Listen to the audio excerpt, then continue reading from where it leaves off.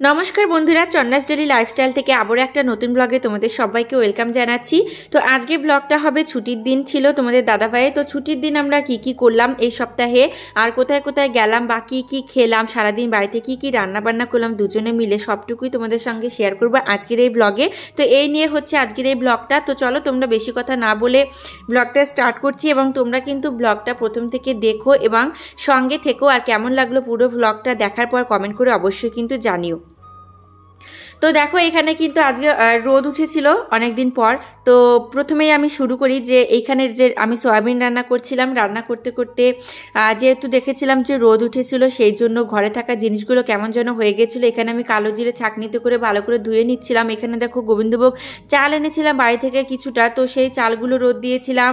এইখানে দেখো সমস্ত আমি ডাল, চালের গুঁড়ো, বেসন সব কিছু রোদ দিয়েছিলাম। তারপর আবার ঘরে চলে আসলাম, রান্না করবো সয়াবিন। ও গেছিল সকালবেলা ঘুম থেকে উঠে স্যালুনে, তো চুলদাড়ি কাটার জন্য, সাপ্তাহিক যেহেতু আজকে ছুটির দিন।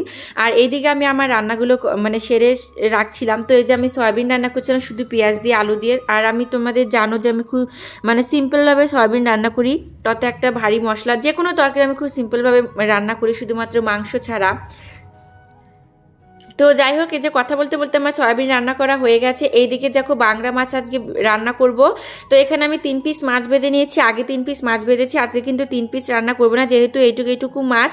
তো 6 পিস মাছ রান্না করেছিলাম, সেখান থেকে একটা মাথা নিয়েছিলাম আমি, আর একটু মাছের তেল। এই মাছটা যেহেতু ইলিশ মাছের মতন, ইলিশ মাছ তো আর পাই না, সেই জন্য এটা দিয়ে ইলিশ মাছের টেস্টটা, তত একটা আমি ইলিশ মাছ কিন্তু পছন্দ করি না। তো যাই হোক, এই মাছটা আমার বেশি ভালো লাগে ইলিশ মাছের থেকে। তো এই যে দেখো আমি এখানে ভাত মাখিয়ে নিচ্ছিলাম আমার রান্নাটা সারার পর। তা ওর জন্য মাছ ভেজে রেখেছিলাম, ও এসে তরকারিটা রান্না করেছিল, খেতে কিন্তু ওয়াও হয়েছিল। খাওয়া দাওয়া কমপ্লিট করে এই যে আমরা বাইরে একটু বেরিয়ে পড়েছিলাম আজ বেলা অনেক দিন পর। তো বিকেলবেলায় পার্কে গেছিলাম দুজনে একসঙ্গে, সেখানে সন্ধে হয়ে গেছিলো। এই যে দেখো পার্কে লাইটটাই জ্বালানো হয়ে গেছিলো, 7:30 মতন বাজে, যেহেতু এখানে 7:30 সময় সন্ধ্যা লাগে। তো আকাশে এখনো পর্যন্ত আলো আছে। তো যাই হোক, সেখান থেকে ফুচকা খেয়েছিলাম, ফুচকা খাওয়ার পর এই দোকান থেকে স্যান্ডউইচ খেয়েছিলাম। তো এখানে প্রচুর ভিড় হয়, তো সেই জন্য বলছিলাম এখান থেকে আজ একটু ট্রাই করি যে কেমন হয়, কিন্তু খুব সুন্দর হয় সেখানকার স্যান্ডউইচ, চিজটাও খুব ভালো ছিল। আমি বুঝিনি, তোমাদের দাদাভাইয়ের বললো আর কি। তো যাই হোক, সেখান থেকে আমরা বাড়িতে এসেছিলাম, অল্প একটু মাংস রান্না করবো, ফ্রিজের মধ্যে মাংস ছিল, সেখান থেকে 6 থেকে 7 খণ্ড মাংস নিয়েছি, রান্না করব রাতের বেলা, যেহেতু একবেলা খাবো, আর বাকিটা আর একদিন রাতের বেলা রান্না করে একবেলা খেয়ে নেব। তো বাকি আমি 10 পিসের মতো মাংস রেখে দিয়েছিলাম, আর এখানে 7 পিসের মতো মাংস নিয়েছিলাম। তো দেখো যেহেতু রাতের বেলা এক উক্ত কিন্তু হয়ে যাবে। তো যাই হোক, এখানে আমি আজকে মাখিয়ে রান্না করবো। তো তার জন্য জিরে গুঁড়ো, ধনের গুঁড়ো, হলুদ, লঙ্কার গুঁড়ো, তারপর তেল, লবণ দিয়ে, পেঁয়াজ আর আদা রসুন বাটা দিয়ে ভালো করে মাখিয়ে রেখে দিলাম। মাংসটা কিছুক্ষণের জন্য ঢেকে ততক্ষণ আমি একটু ময়দা ছেনে নিলাম, যেহেতু লুচি ভাজবো তার জন্য। তারপর কড়াইয়ের মধ্যে দেখো আমি হচ্ছে জিরে ফোড়ন দিলাম, তারপর সব মাখিয়ে রাখা মাংসটা দিয়ে ভালো করে নেড়ে নিচ্ছি। তো এইরকম করে রান্না করলে ভীষণ, আর আমি মাংস রান্না করতে করতে ডেইলি আমি ভুলে যাই আলু ভাজার কথা। তো যাই হোক, এই যে কাঁচা আলুগুলো কিন্তু দিয়ে দিলাম, কষিয়ে নিলে নরম হয়ে যাবে, কোনো ব্যাপার না। এরকম করে তোমরা ট্রাই করতে পারো, বেশ ভালো লাগে। তো এখানে দেখো লুচি সব লেচিগুলো আমার রেডি হয়ে গেছে। এখানে এক সাইডে মাংস বসিয়ে ঢেকে দিয়েছি কষানো হোক, আর একদিকে দেখো লুচিগুলো ভেজে নিচ্ছিলাম আমার ছোট্ট এই কড়াইতে। এই কড়াইটা না জাস্ট অসাধারণ সুন্দর লুচি হয়।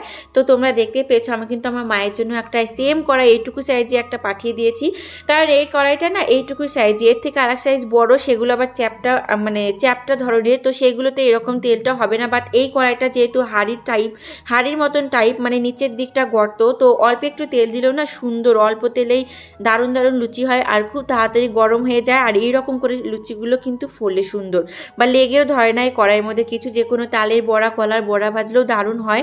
তো মায়ের জন্য একটা পাঠিয়েছি, মা তো বড়া ভেজেছে এবং মায়ের ভীষণ পছন্দ হয়েছে।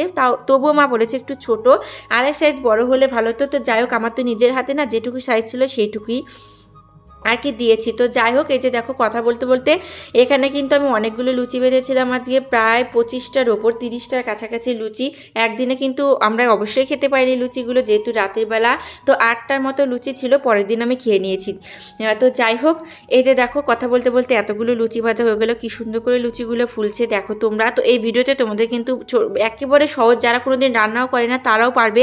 মাংস রেসিপিটা এত সহজ করে দেখালাম। যাই হোক, এই যে দেখো কষানোটা এত সুন্দর হয়েছে, জল দিয়ে দিয়ে অল্প একটু করে এই যে মাংস একেবারে খসেই গেছে, আলু মাংস। তারপর অল্প একটু জল দিলাম, যেহেতু অল্প মাংস ঝোল করব না, একটু কষা কষাও রাখবো না, মানে সামান্য একটু ঝোল ঝোল। যাই হোক এখানে যে এই লুচিটা দেখো কেমন আকৃতি বানিয়েছে। যাই হোক এই যে আমার মাংস রান্না হয়ে গেছে, লুচি বানানো হয়ে গেছে, দুজনে মিলে খেয়েছিলাম জমিয়ে। তারপর আজকের মতন ভিডিওটা টুকুই। তোমাদের কেমন লাগলো অবশ্যই কমেন্ট করে জানিও।